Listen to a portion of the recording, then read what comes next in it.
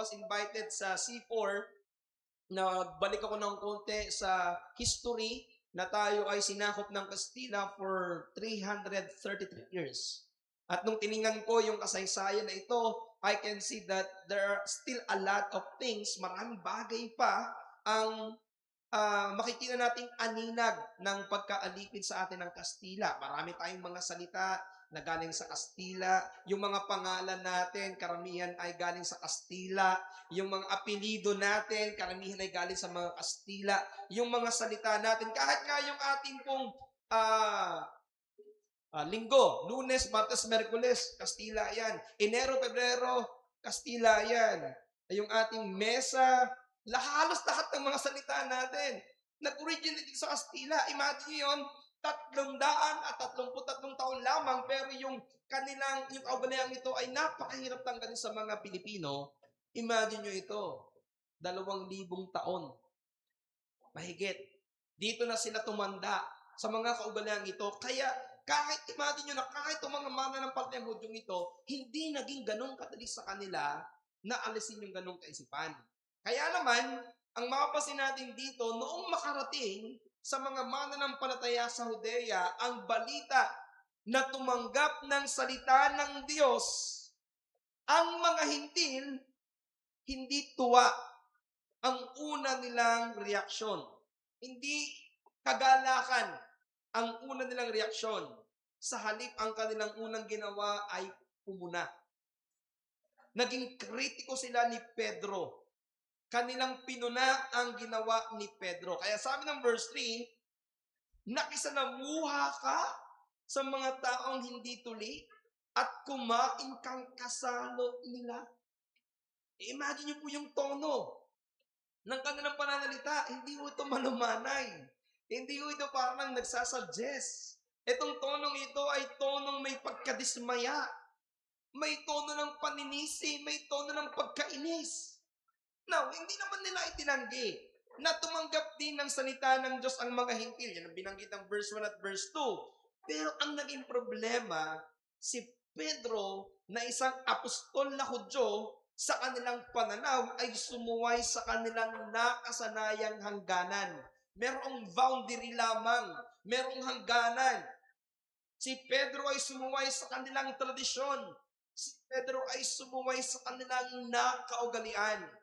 Siguro iniisip nila, apostol ka pa naman. Pinuno ko pa naman ng mga apostol, pero ikaw mismo yung sumusuway sa kaugaliang ating naagisnan bilang mga Hudyo. Now, sabi po ng ESV, ang ginamit po na translation dito, yung pumuna sa kanya, ay yung nasa circumcision party.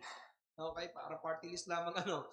So, ito din po yung grupo ng mga tuli ang tumututol bakit siya nakisalamuha. Ang tanong dito, ano ba yung reason bakit sila tumutol? Ano yung dahilan bakit itong mga taong ito naging kritiko ni Pedro? Una, sabi dito, nakisalamuha ka sa mga taong hindi tuli.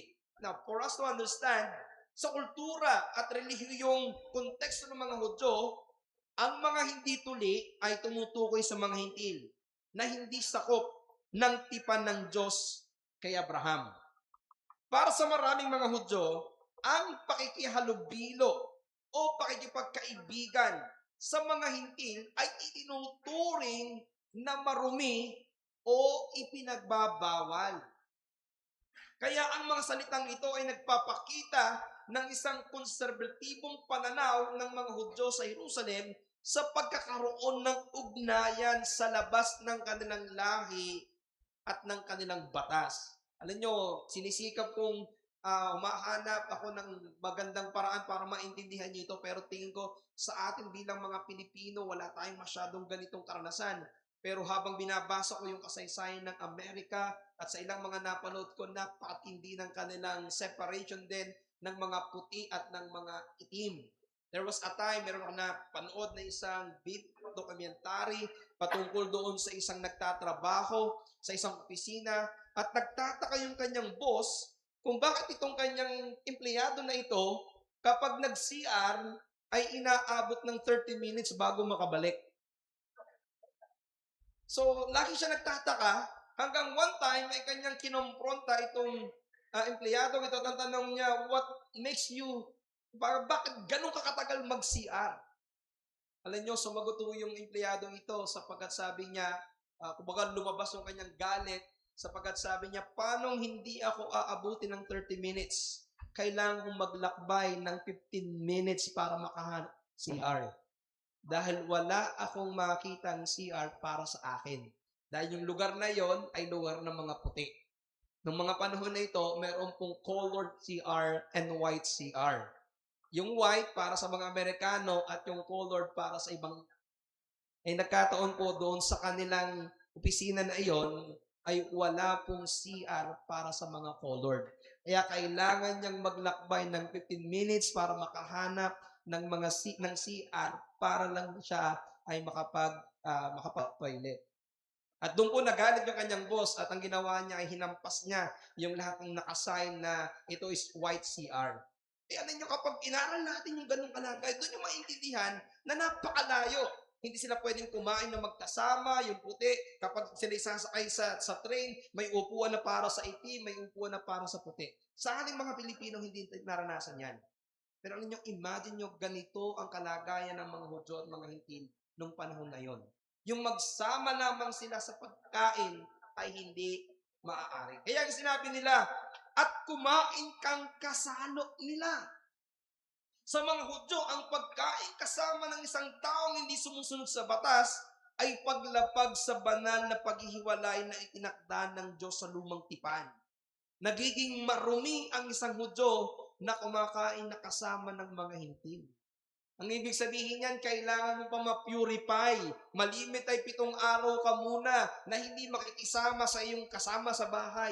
Maglilinis ka muna ng iyong katawan. Ceremonially, kailangan mo maging malinis muna bago ka muling makabalik. Kaya para sa kanila, isang napakalaking bagay ang ginawa ni Pedro na nakitulog, nakipag-usap, nakikain, nakasama ng mga Hintil.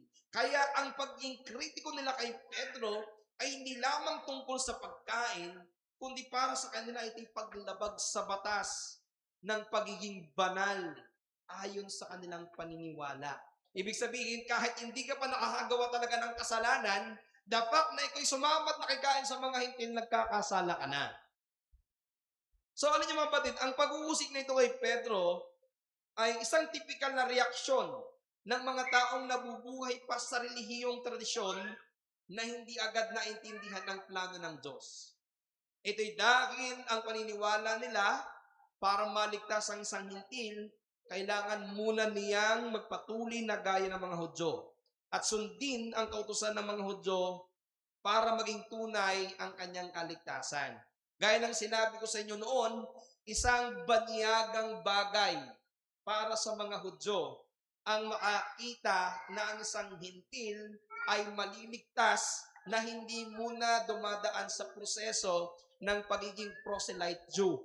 Na kailangan munang tuliin, kailangan munang sumunod sa mga batas bago nila kilalanin na ang taong ito ay talagang tunay na sumampalataya.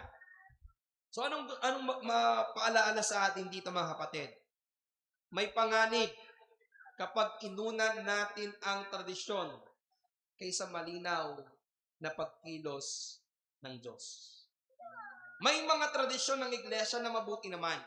Subalit mag-ingat tayo na mangibabaw ang tradisyon ng iglesia na sumasulungat o hindi nakaayon sa salita ng Diyos. At tayo, kahit tayo ay isang reform na iglesia, kahit tayo ay isang maayos na iglesia, ay pwede nating sabihin na dumating tayo sa punto na magkaroon tayo ng mga kauglian o mga kultura na siyang mas nangingibabaw kaysa maliwanag na salita ng Diyos. Now, para maintindihan natin, nung lumang tipan, talaga naman pong mahalaga at may layunin yung seremonya ng kautusan sa lumang tipan. Kailangan po nila itong sundin noon ng may buong pagkatapat para sila tumanggap ng pagkapala. Subalit ang hindi po nakuha, ang hindi po naiintindihan ng mga Hudyong ito, ang mga seremonya ng lumang tipan ay natupad na sa bagong tipan. Ang mga anino noon ay nagkaroon na ng totoong anyo ngayon at ito ay sa pamamagitan na ng Panginoong Yesus. Ibig sabihin, nawala na ng saysay ang kanilang mga kaugalian nung nagkaroon ito ng katuparan sa Panginoon. Kaya sinabi mismo ng ating confession, ng 1689 Baptist Confession of Faith, chapter 19, paragraph 3, na ang sa lumang tipan, talagang may mga ordinansa o mga gawaing pinawalang bisa na sa ilalim ng bagong tipan o hindi na ipinapatupad sa panahon ng bagong tipan. Kaya, anong mahalagang katotohanan ng maaari nating makita dito? Ito yung punto natin. Ipinapakita ng Diyos na ang kaharian ng kanyang kaharian ay hindi nakakulong sa lahi o tradisyon. Yan ang sinabi ni Pablo sa Ephesians chapter 2 verse 14, sapagkat siya ang ating kapayapaan na kanyang pinag-isa ang dalawa at giniba ang puta ng paghihiwalay na sa pamamagitan ng ating Panginoong Jesucristo ay binasag yung pader at pinapagsama yung dalawang magkahiwalay. So ang ibig sabihin, ang pader na naghihiwalay sa dalawang lahing ito sa mahabang panahon ay ginaba na ng Diyos sa pamamagitan ng Panginoong Yesus. Ano naging problema? Ang problema lamang, may ang puso ng mga Hudyong ito ay may natitirang pader na nakatayo. Alam niyo, ang puso kasi ng mga tao, mahilig sa pader. Mas komportable tayo sa ating sariling pagpili. Kaya minsan, ang nangyayari, ang iglesia ay nagiging bantay ng pintuan ng biyaya sa halip na tagapagpahayag nito. Ang tao ang namimili ng tatanggap ng biyaya at malimit yaon ay sa kanilang personal na pagpili sa halip na pagkapasakop sa pagpili ng Diyos na nakabatay sa kanyang soberanong kalooban. Para bang ang tao ang pumipili kung sino yung pwedeng maligtas. Now, ano bang pagkakaiba ng pagpili ng tao, pili ng Diyos? Ang Diyos din naman pumipili, di ang tao pumili din. Ito ho, ang pagpili ng tao, nakaugat sa kanyang makasariling paggusto. Malimit, may pagkiling at nakatingin sa magandang katangian ng pinipili. At malimit para sa kanyang personal na pakinabang. Ina-analyze ko to at totoo ito sa akin. Kapag pumipili ako, lagi naman ang pinipili ko yung para sa akin lamang. Yung para sa aking personal na pakinabang. Nung nag-asawa ako, pinili ko yung maganda. Yung mamahalin ako, di ba? Pag pumili ako ng mga gamit sa bahay, yung maganda. Kapag pumili ako ng sasakyan, yung maayos. Kung kapag tao ang pumili, ang lagi mong pipiliin, yung pabor sa'yo. Yung makakatulong sa'yo. May pagkiling sa'yong personal. Now, ito yung kaibahan. Ang pagpili ng Diyos, nakabase mismo sa kanyang kabanalan. Walang pagkiling sa kabutihan ng kanyang pipiliin. Ang pagpili ng Diyos nakaugat sa kanyang kaluwalhatian lamang. Ibig sabihin, ang pagpili ng Panginoon ay ayon sa kanyang soberanong kalooban. Now, ganito yung makikita natin sa ating teksto. Hindi matanggap ng mga Hudyo ang mga mananampalatayang hintil dahil sa kultura at paniniwalang kanilang nakagisnan. Hindi nila matanggap ito na ang Diyos ay pumili ng mga lahi na hindi nila gusto. Kaya hindi nila matanggap yung ginawa ni Pedro na ang mga hintil ay naligtas nang hindi dumadaan sa proseso nila bilang isang tao. Kaya parang nangyayari po dito, ang gusto ng tao, gusto ng mga Hudyo, wala naman kaming problema na itong mga hintil na ito ay maligtas. Kaya lang, dumaan sila sa aming proseso. Maging Hudyo muna, tuliin muna, maging Hudyo, at gawin yung gawain ng mga Hudyo. Then, tatanggapin namin na sila ay ligtas. Pero hindi ganun ang plano ng Diyos. Ang plano ng Diyos, as ang mga hintil, sa paraang iniligtas niya ang mga Hudyo sa pamamagitan ng pananampalataya lamang sa Panginoong Jesucristo. Kaya, na gusto kong hamungin ng ating iglesia, ito po, tanggapin natin ng may kagalakan ang lahat ng taong inililigtas at iniraragdag ng Diyos sa kanyang iglesia. Tumutugma sa ating kultura o mga personal na preferensya o personal preference. Ibig sabihin, tandaan natin mga kapatid na kailangan nating tanggapin ang sino mang idadagdag ng iglesia, ng Panginoon sa iglesia kahit hindi natin sila gusto ayon sa ating mga personal preferences. Isa, di ba, may darating ng mga magpapamiyembro pero parang hindi natin feel kasi parang wala tayong nakikitang masyadong pakina. O baka wala ka masyadong nakikitang magandang maitutulong sa iglesia. Hindi dapat nating tanggapin ang lahat ng magiging miyembro ng iglesia na pinili ng Diyos at iniligtas ng Diyos. Pangalawa, ang pagtatanggol ni Pedro. Ikinuwento ang soberanong pagliligtas ng Panginoong Jesucristo. Pansin niyo dito mga kapatid, hindi pinatanggol ni Pedro ang kanyang sarili laban sa kanyang mga kritiko. Hindi niya ginamit ang kanyang posisyon bilang pinuno ng mga apostol para ipagtanggol ang kanyang ginawa. Hindi niya sinabi na, isa kong apostol, bakit niyo kino-question ang ginagawa ko? Naalala ko tuloy yung mga pastor na kapag sinisita ng mga miyembro, ang sasabihin niya, akong pastor dito, baka nakakalimutan mo. Diba? Di ba minsan, ganito tayo, na kapag may pumupuna sa ating ginagawa, ang malimit nating ginagamit ay ang ating posisyon o yung ating kalagayan sa buhay. Hindi naman bilang ng mga pagkakataon narinig ninyo o naranasan ninyo na sasabihin sa inyo ng mga taong kausap ninyo o ng mga tao na napapanood ninyo ang salitang, hindi mo ba ako kilala? Di mo ba kilala kung sino yung kausap mo? Baka di mo kilala kung sino ang tatay ko. Malimit ay pinagmamalaki natin ang ating posisyon para lamang idepensa yung ating ginagawa. Pero pansinin yung ginawa dito ni Pedro. Maaaring gamitin sana ni Pedro ang kanyang posisyon para kumbinsihin ng mga Hudyo na tama ang kanyang ginagawa. Tandaan ninyo, nare-recognize nila na si Peter, yung pinuno ng kanilang samahan. Si Pedro ang pinakamataas sa mga apostol.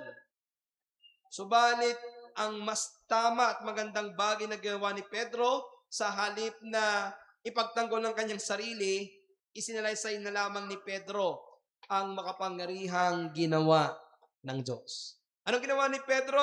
Muli, isinalaysay lamang niya yung patungkol sa pangitain na kanyang tinanggap mula sa Panginoon. At yung mahalagang sinabi niya dito, yung nilinis ng Diyos ay wag mong ipalagay na marumi.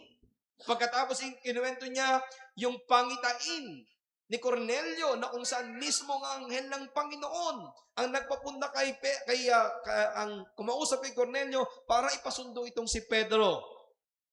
Isinalaysay niya ang kanyang ginawang pangangaral at kung paano iniligtas ng Diyos ang mga hintil.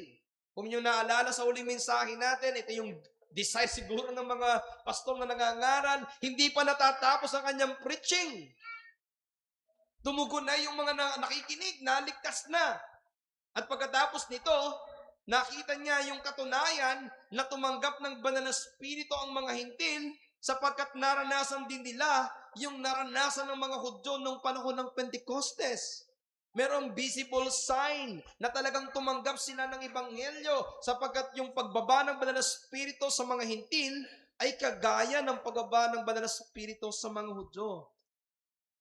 Kaya ang ginawa ni Pedro ay binautismuhan niyang lahat ng sumampalataya. At dito papasok, binanggit ni Pedro na kasama niya yung 6 na Hudyo. Naalala niyo yung last preaching? Bakit ang dala ni Pedro ay hindi lamang isa, kundi 6? Sapagkat kakailanganin niya ito para sa kanyang pagre-report doon sa Jerusalem. At ito na nga yun nangyari. Hindi lamang si Pedro ang nagsasalaysay ng bagay na ginawa ng Diyos, kundi meron siyang 6 na testigo na nakita kung paano gumawa ang banal na Espiritu sa mga hintil. Kaya sa pangyaring yaon, maliwanag na nakita ni Pedro na yaon ay gawa ng Diyos.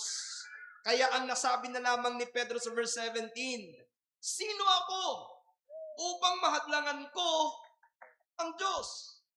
Sino ako para hadlangan ko yung ginagawa ng Diyos? Sa pahayag na ito ni Pedro, kinikilala niya, ibinapakita niya sa kanyang mga kausap na ito ay isang soberanong kapangyarihan ng Diyos sa pagliligtas sa mga hintil. Kinilala niya ang soberanya ng Diyos, na ang Diyos mismo ang may otoridad sa kaligtasan, na kahit ang tradisyon, ang kanyang takot, o ang kanyang nakaugalian ay hindi makakahadlang sa plano ng Diyos na pagliligtas. Alam naman natin, nabanggit ko rin sa inyo na si Pedro mahilig humindi sa Diyos. Mahilig niyang tumanggi. The last time nga, doon sa pangitain. Ang Diyos na mismo nagsabi sa kanya, ikaw ay pumatay at kumain. Anong sagot ni Pedro? Hindi, Panginoon. Hindi pa ako nakakakain ng maruming pagkain. Ang Diyos na mismo nagsabi sa kanya, pero tumatanggi siya. Dito ngayon, ipinakita ni Pedro yung pagsunod niya na sa kalooban ng Panginoon. Sino ako para humadlang sa Diyos? Hindi niya kontrolado ang Diyos. Si Pedro ay instrumento lamang. Kaya ipinakita dito ni Pedro na siya ay naging mapagpasakop sa kalooban ng Diyos, na hindi niya maaaring hadlangan ang maliwanag na kalooban ng Diyos para sa mga hintil. Kaya parang sinasabi ni Pedro, kung ang Diyos ang nag-uutos, sino ako upang humadlang o magpasya laban dito? At mga kapatid, ito isang magandang paalala sa atin, lalo na sa mga tao na tinatawag ng Diyos para maglingkod sa Kanya. Kapatid, ito, kapag merong maliwanag na panawagan ng Diyos sa iyo, maliwanag na ipinahayag niya ito sa iyong salita, sana ang lagi maging tugon mo, sino ako para humadlang sa kapangyarihan ng Diyos? Sino ako para humadlang sa panawagan ng Diyos? So, anong punto natin dito mga kapatid? Ang plano ng Diyos sa kaligtasan ay ganap at walang nilalang ang makapipigil rito. Ang ipinakita dito ni Pedro ay isang praktikal na pagsunod. Kahit laban sa tradisyon na kanyang nakagisnan bilang isang Hudyo, mas pinili ni Pedro na sumunod sa Diyos kaysa tradisyon ng mga Hudyo. Kaya tinuturuan tayo dito ni Pedro na maging masunurin sa banal na espiritu, na maging handang sumunod sa kalooban ng Diyos kahit sa mga bagay na bago, sa mga bagay na kakaiba, sa mga mahihirap intindihin, o kahit pa doon sa laban sa iyong kultura, laban sa iyong kaugalian, laban sa iyong nakagisnan, laban sa iyong namana, o laban sa iyong comfort zone. Ito yung pinapakita sa atin na kailangan nating maging masunurin sa Diyos kahit hindi natin masyadong gusto ang iniuutos ng Diyos. Dahil ang Diyos ay soberano sa kanyang mga plano. Kaya anong mahalagang doktrina makikita natin sa tagpong ito? Ito po yon, ang pagiging soberano ng Diyos sa kaligtasan ng mga tao. Ang Diyos ang may plano sa kaligtasan ng lahat ng kanyang hinirang. Ang banal na espiritu ay kumikilos ayon sa kanyang soberanong kalooban. Hindi siya humihingi ng pahintulot sa tao bago niya iligtas ang isang tao. Alam niyo yun, minsan baka meron tayong panalangin at ang panalangin ng Lord, huwag mo na siyang iligtas. O minsan parang humihingi ka ng pahintulot sa Diyos, Lord, kung maaari, parusahan mo lang tong taong ito, huwag mo nang iligtas. Dahil marami, ito yung kaaway mo, ito yung taong parang hindi mo nakikitang karapat-dapat para sa kaligtasan. Pero nasasabihin sa inyo mga kapatid, hindi kailangan ng Diyos ng pahintulot mo para iligtas ang isang tao. Ililigtas niya ang kanyang gustong iligtas. Kahit hindi mo siya gustong maligtas. Meron ba kayong taong ayaw niyong maligtas? Kayang iligtas ng Diyos kahit yung pinakaayaw nating maligtas. Kaya mga kapatid, kapag ang Diyos ang kumilos, wala tayong karapatang humadlang. Kapag ang Diyos ang nagligtas at nagdagdag sa kanyang iglesia, ang dapat gawin ng iglesia, tanggapin natin ng may buong kagalakan at may buong pagpapasalamat. Ngayon po, meron tayong 3 candidate for membership. Kaya tamang-tama ko itong mensaheng ito. Kapag sila po ay nag-apply na ng membership sa ating iglesia, ang kailangan natin gawin kung sila ay idagdag ng Panginoon, tanggapin natin sila ng merong buong kagalakan. Sa pagkakataong ito, yung idadagdag sa atin, Lord willing ng Panginoon, ay hindi talaga taga-atin, taga-malayo. Wala silang kamag-anak dito sa atin, wala silang kakilala dito. Ang tawag natin sa kanila mga dayo, mga dating. Pero kahit sino ang idagdag ng Panginoon sa kanyang iglesia, kung ang Diyos ang nagdagdag, ang dapat gawin ng iglesia ay masayang tanggapin. Ang kaligtasan, makikita rin natin dito na ang kaligtasan ay iniaalok ng Diyos sa lahat ng lahi ng tao. Kasama na tayo. At yan gusto ko ipakitang biyaya sa aming mga bisita ngayong araw na ito. Ang biyaya ng kaligtasan ay iniaalok ng Diyos sa lahat ng taong makasalanan. Sa mga taong magsisisi sa kanilang mga kasalanan, anuman ang katayuan mo sa buhay. Anuman ang kalagayan mo sa buhay. Kung ikaw ay narito ngayong umagang ito at naiintindihan mo ang mensahe na ipinapangaral sa iyo, ito yung mabuting balita. Si Kristo ay namatay hindi lamang para sa mga Hudyo. Si Kristo ay namatay din para sa ating mga hintil. At iniaalok niya ang kaligtasan sa mga taong magsisisi at mananampalataya sa Kanya. At ikatlo, ito yung ating mensahe. Ikatlong puntos natin. Ang pagtugon ng iglesia, pagsisisi at pagluwalhati sa Diyos. And I really like itong pangyayaring ito in verse 18. At nang marinig nila ang mga bagay na ito, ay nagsitahimik sila. At niluwalhati ang Diyos na sinasabi, kung gayoy binigyan din naman ng Diyos ang mga hintil ng pagsisisi sa ikabubuhay. Tingnan yung ginawa ni Pedro. Hindi niya idinipensa ang kanyang sarili. Hindi niya pinagtanggol ang kanyang sarili laban sa kanyang mga kritiko. Anong ginawa lamang ni Pedro? Isinalaysay niya ang makapangyarihang pagliligtas ng Diyos. Magandang bagay po na gawin natin ito sa halip na ipagtanggol natin ang ating sarili sa mga kritiko na nagsasabi sa atin ng mga bagay na hindi maganda. Ang pinakamagandang gawin natin ay ang ibahagi natin sa kanila ay ang salita ng Diyos. Now, ano ang naging tugon? Nang marinig nila ang paliwanag ni Pedro kung bakit niya ginawa ang kanyang ginawa, anong naging tugon nila? Natahimik sila. Ang pagtahimik ng mga kapatid sa Jerusalem ay hindi lamang simpleng katahimikan.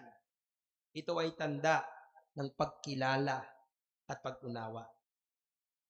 Alam niyo, minsan, kapag tayo ay, when I was still young in the ministry, nung ako'y pumapasok sa GMA, sa Santa Mesa, isa sa pinaka-fear ko noon ay ang magbahagi ng ebanghelyo sa mga tao. At kapag ako ay nagbabahagi, ang laging sinasabi sa amin, subukan mo na kapag maraming tanong sa iyo, ang gawin mo, ibahagi mo ang ebanghelyo. At pagkatapos mong ibahagi ang ebanghelyo, makikita mo kung paano tutugon ng tao. Alam niyo, ganito yung ginagawa ko noon kapag nagbabahagi ko ng ebanghelyo. Bago ko sagutin ang maraming tanong, ang laging sabi sa amin sa PE, Personal Evangelism, ganito po ang sasabihin nyo. Alam ko po, marami kayong katanungan, pero bago ko sagutin ang inyong mga katanungan, pakinggan nyo muna ang aking ituturo sa inyo. Alam nyo, sa maraming kasaysayan, no maraming karanasan ng pagbabahagi ng ebanghelyo, ganito ang nangyayari. Pagkatapos mong ibahagi ang katotohanan ng ebanghelyo, wala nang itatanong sa iyo. Ganito yung nangyayari dito. Marami silang tanong. Bakit ka kumain kasama ng mga hintil? Bakit ka nakisama sa kanila? Alam mo bang mali ito sa kaugalian natin bilang mga Hudyo? Hindi nag-depend si Pedro. Hindi niya sinabing, alam kong ginagawa ko, huwag niyo akong pakialaman. Hindi ka nagawa ni Pedro. Hindi niya sinagot. Direkta yung tanong ng mga kritiko niya. Ang ginawa lamang ni Pedro, isinalaysay niya ang ginawa ng Diyos sa bayan ng mga hentil. At ano ang naging reaksyon ng mga tao? sila'y nanahimik. Matagal nilang pininiwalaan na ang Diyos ay nakatingin lamang sa isang lahi, na ang pakikipag-ugnayan sa mga hintil ay labag sa kanilang utusan at labag sa kanilang tradisyon. Kaya sa simula sila ay naging kritiko dahil hindi nila ito kayang matanggap. Ngunit nang marinig nila ang paliwanag ni Pedro, naging maliwanag sa kanila na ang kalooban ng Diyos ay mas malawak kaysa kanilang iniisip, kaya sila'y tumigil sa pagtutol. Ang katahimikan ay simbolo ng pagpabakumbaba. Sila ay huminto sa kanilang sariling paghuhusga at binuksan ng Diyos ang kanilang puso sa katotohanan patungkol sa plano ng Diyos sa pagliligtas sa mga hintil. Hindi lamang sila huminto sa pagtutol, nagdala ito sa kanila upang magpuri sa Diyos. Niluwalhati nila ang Diyos dahil sa kanyang soberanya at sa kabutihan ng kanyang pagliligtas sa mga hintil. Kinilala nilang ang Diyos mismo ang gumawa ng gawain ito. Naunawaan nila na ang kaligtasan ay hindi pala batay sa kasaysayan, hindi ito batay sa lahi o sa tradisyon. Napagtanto nila na gaya ni Pedro na ang kaligtasan ay sa pamamagitan ni Kristo, na ang kaligtasan ng lahat ng tao ay hindi, ng kaligtasan ng lahat ng tao ay para sa pamamagitan lamang ng Panginoong Jesucristo. Now, alam niyo po ba, naintindihan kasi ni Pedro yung kanilang kalagayan. Dahil kung yung matatandaan sa pangitain ni Pedro, nakipagbuno din si Pedro sa ganitong kaisipan. Nakipagbuno din si Pedro sa kaisipang kailangan niyang ipangaral ang sa mga hintil. Ay maalala po ninyo, paano si Pedro nakumbinse? Pagkatapos niyang manalangin, kinausap siya ng salita ng anghel ng Panginoon at sinabi sa kanya, bumaba ka, may nag-iintay sa iyo. Mismong ang Diyos ang nagsabi sa kanya. Kaya sinabi niya, hindi na ako nagtangi, hindi na ako nagreklamo, sapagkat naintindihan niya na ito yung plano ng Diyos sa kanya. Kaya naintindihan din ni Pedro na hindi naunawaan pa ng mga kritiko niya ang ginawa ng Diyos. Kaya nung kanyang ikinuwento sa kanila ang nangyari, naintindihan din nila na ito ay makapangyarihang gawa ng Diyos. Kaya anong punto natin dito? Ang makapangyarihang gawa ng Banal na Espiritu ay kayang magbago kahit ang mga nakagisnang tradisyon ng tao upang dalhin ng tao sa pagluwalhati sa Diyos. Ito yung napakandang bagay na nakita natin. Ibinagsak ng Panginoon ang tradisyon ng Hudyo para makita ng mga tao ang makapangyarihang gawa ng Diyos. Sa aplikasyon sa buhay natin mga kapatid, marami din tayong mga kaugalian, mga katangian bilang personal, bilang mga mananampalataya at maaaring bilang isang iglesia na kung kinakailangang ipabago sa Panginoon ay ipabago natin upang ang Diyos ay maluwalhati sa ating buhay. And lastly, meron akong gustong pansinin nyo dito. Sabi ng huling bahagi ng verse 18, kung gayon, binigyan din naman ng Diyos ang mga hintil ng pagsisisi saan? Sa ikabubuo. Napansin niyo po ba na sinabi ng mga mananampalataya sa Hudyo ang salitang ang pagsisisi ay ibinigay ng Diyos? Kinilala po ng mga mananampalatayang ito na hindi likas sa kakayanan ng tao ang magsisi. Na ang pagsisisi ay biyayang kaloob ng Diyos. Ibig sabihin, hindi natural na nakikita ng isang tao ang kanyang sarili na isang makasalanan. Na hindi natural sa isang tao na nakikita niya ang kanyang sarili na siya ay mapapahamak. Hindi natural sa isang tao na nakikita niya ang kanyang sarili na isang tao na hiwalay sa Diyos. Kaya ang sinabi dito, binigyan din naman sila ng Diyos ng pagsisisi. Lalo't higit ang binigyan ng Diyos ng pagsisisi dito ay ang bayan ng hintil. Kaya dito makikita nyo, labas na labas dito yung soberanya ng Diyos sa kaligtasan ng mga Hintil. Very clear. Ito para sa mga Jews na nakasaksi ng pagliligtas ng Diyos. Again, for the longest time, ang iniisip nila, ang biyaya ng Diyos ay para lamang sa kanila. But this time, very clear sa kanila, no. Ang kaligtasan ay ibinigay din ng Diyos sa bayan ng mga Hintil. Yan ang gusto ipakita sa atin dito, lalong-lalo na po sa ating mga bisita. Kung wala ang tunay na pagsisisi sa kasalanan, wala ang tunay na kaligtasan. Kung hindi ka binayaan ng Diyos na makita mo ang iyong sarili bilang isang makasalanan, kung hindi mo nakita sa iyong sarili na ikaw ay mapahamak, hindi ka magkakaroon ng tunay na pagsisisi. Hindi ka magkakaroon ng tunay na pagbabago. Kaya tandaan ninyo, kung walang tunay na pagbabago ng buhay, walang tunay na kaligtasan. Ang liliwanag ko sa inyo, hindi naliligtas ang tao sa pagbabago ng buhay. Pero ang isang taong tunay na nagsisi ay nagkakaroon ng pagbabago ng buhay. Nagkakaroon ng pagbabago ng pananaw sa kasalanan. Nagkakaroon ng pagbabago ng pananaw sa Diyos. Kaya nagkakaroon ng pagbabago ang kanyang buhay. Nagsisi ang mga Hintil sa kanilang mga kasalanan. Kaya sila ay nagkaroon ng kaligtasan. At pwede rin mangyari yan sa iyo ngayon. Kung ikaw ay isang makasalanan at ngayon naintindihan mo na hindi ka pala kayang iligtas ng iyong lahi, ng iyong ginagawa, na hindi kayang iligtas ng iyong relihiyon, ng iyong naagisnan.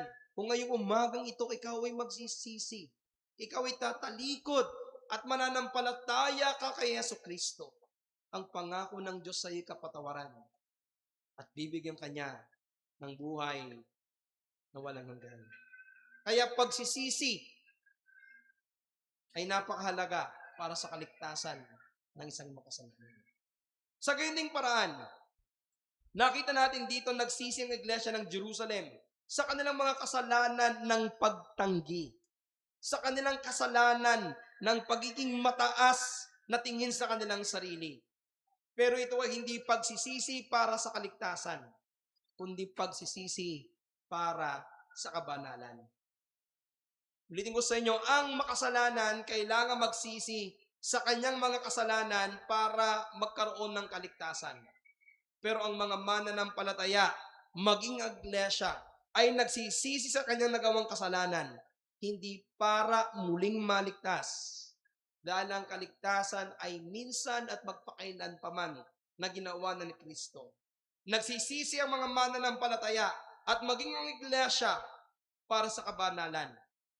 Nangangahulugan lamang ito na may mga ugali pa rin ang mga mananampalataya na kailangang ipabago sa ating Panginoong Jesucristo. Kaya ito yung tinatawag natin na sanctification. Na sa magitan ng maliwanag na katotohanan ng salita ng Diyos, binabago tayo ng Diyos. Kaya ngayong umaga bilang hamon, maging handang magsisi at magpabago sa mga kasalanang ipapakita sa atin sa umagitan ng maliwanag na kalooban ng Diyos. At ito ay ang kanyang salita. Ang pinakatamang lugar, ang pinakatamang paraan para makita mo ang iyong sarili ay sa umagitan ng salita ng Diyos. Ito lang yung ginagamit na ilustrasyon. Sino sa inyo mga kapatid ang hindi ho tumingin sa salamin kaninang umaga bago dumalo sa panambahan? Palagay ko, kaninang umaga, kahapon, nung isang linggo, nung isang buwan, lagi kayong tumitingin sa salamin para tingnan ang ating mga itsura, para makita natin kung saan tayo marumi at ano yung dapat nating ayusin. Ganito nating dapat ituring ang salita ng Diyos. Bawat araw, bawat panahon ng ating buhay, salaminin natin ang ating sarili sa salita ng Diyos. Ang salita ng Diyos ay gaya ng isang salamin na magpapakita sa atin ng ating mga kasalanan. Ganito ang nangyari sa iglesia ng Jerusalem. Nung makita nila ang makapangyarihan gawa ng Diyos, nasalamin nila ang kanilang kakulangan. Nasalamin nila ang kanilang kasalanan. Kami pala'y nabubuhay pa sa tradisyon. Kami pala'y nabubuhay pa sa pagiging mataas. Kami pala'y nabubuhay pa sa aming nakaugalian. Hindi na pala kami nabubuhay sa kalooban ng Diyos. Kapatid, sana ngayong umagang ito, salaminin mo ang sarili mo sa magitan ng salita ng ating Panginoon. Manalangin tayo. Ama naming Diyos na banal at dakila, maraming salamat dahil nakikita namin, Panginoon, ang mga katotohanan na nangyayari maging sa unang iglesia. Nakita namin, Panginoon, kung papaanong nabuhay ang mga mananampalatayang ito sa nakagisnang kultura at paniniwala. Kung kaya noong dumating ang isang dakilang bagay, sa halip na pagpapasalamat at kagalakan, pagiging kritiko at pamumuna ang kanilang unang ginawa. Salamat po, Panginoon, sa halimbawa ni Pedro, na sa halip na kanyang ipagtanggol ang kanyang sarili laban sa kanyang mga kritiko, siya'y nagpasakop sa iyong kalooban. Pinahayag niya lamang ang katotohanan nangyari sa kanyang karanasan, at ipinahayag niya ang lahat ng kanyang ginawa ay hindi sa kanyang kagustuhan, kundi ayon sa kaloobang iniutos sa kanya ng Diyos. Salamat, Panginoon, dahil dito nakita ng Iglesia ng Jerusalem ang kanilang mga pagkakasala, ang kanilang mga pagkakamali.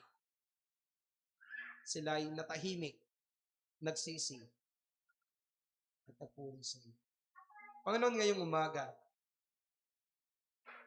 kung meron mang nakakita ng tunay na kalagayan ng aming buhay, ay ikaw lamang. Kami bilang isang iglesia, bilang isang reform na iglesia, ay nananalangin na kung sakali, Panginoon, na meron kaming makitang hindi tamang ugali, hindi tamang doktrina, ayon sa maliwanag na kapahayagan ng iyong salita, kami ay iyong baguhin. Kami ay iyong patuloy na isanctify.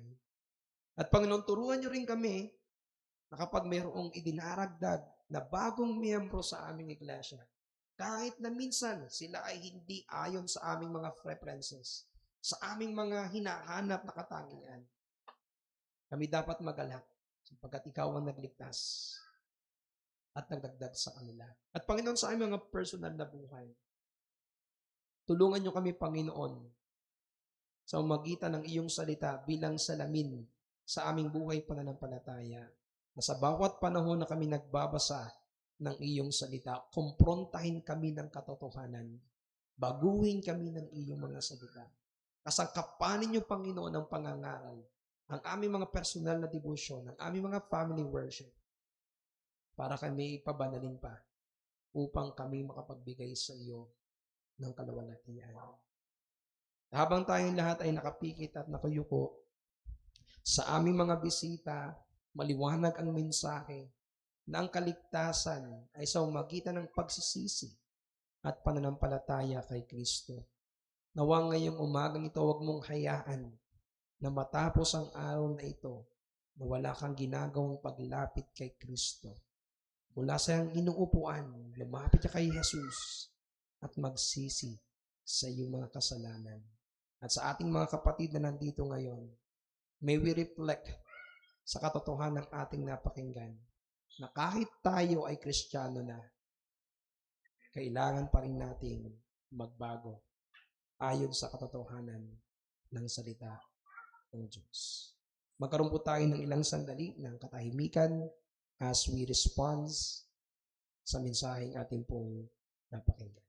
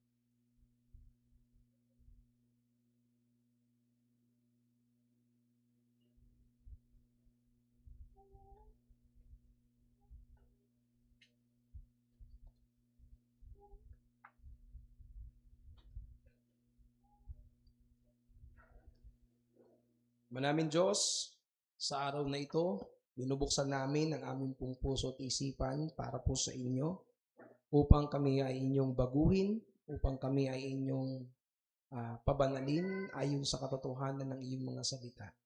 Gaya ni Pedro, nais namin, Panginoong, maging masunurin sa iyong kalooban. Ano man ang iyong panawagan, ano man ang iyong iniuutos, tulungan niyo kami na maging masunurin ng walang reklamo, ng walang paghahadlang. At laging ilagay namin sa aming puso ang gaya ng sinabi ni Pedro, sino kami para makahadlang sa gawa ng Diyos. Sa iyo pong lahat ng kapurihan at pasasalamat sa pangalan po ni Jesus. Amen. Tayo po tayong lahat mga kapatid, tayo po